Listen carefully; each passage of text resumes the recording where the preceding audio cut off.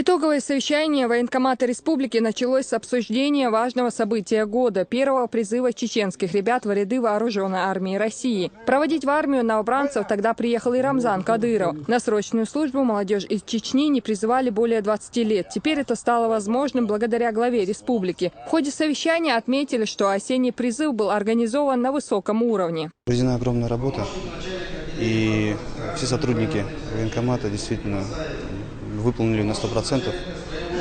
Сегодня мы это слышали, заслушали все итоговые доклады начальников отделов. Но наряду с этим работы еще очень много. Это и по медицинскому сопровождению, и по моб-готовности.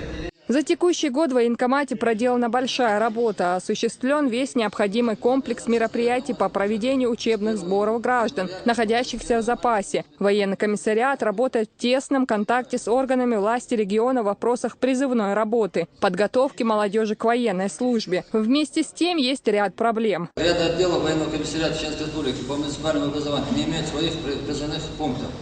Отдел по Нажутовскому району, ко всему прочему, располагается в очень неудобном месте здания, в которое нет даже подъездных путей. В Чалмартайнском районе призывной пункт не оборудован кабинетами врачей-специалистов. Все здания районных военных комиссариатов в будущем году должны быть приведены в порядок. Ахмед Джаирханов в своем докладе отметил, что Урус-Мартановский районный военный комиссариат по профессиональной подготовленности и по опрятности значительно отличается от других, и присуждение ему первого места было единодушным мнением участников итогового совещания. Все это сделано не кем-либо, а самими сотрудниками Урус-Мартановского военного комиссариата. Своими руками.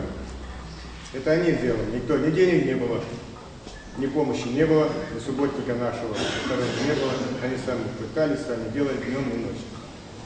Спасибо вам, коллективу. Спасибо большое. Урус-Мартановский районный военный комиссариат награжден переходящим кубком за первое место в республике. Помощник главы региона по силовому блоку Даниил Мартынов вручил работникам военкомата почетные грамоты от Рамзана Кадырова. Хочу всех поблагодарить за очень серьезную, очень сложную и очень нужную для нашей республики работу.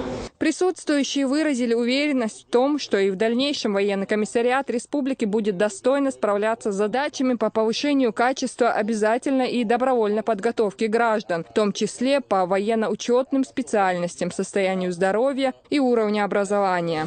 Луиза Батыжева, Султан Умаров, Дауд Куруев. Новости.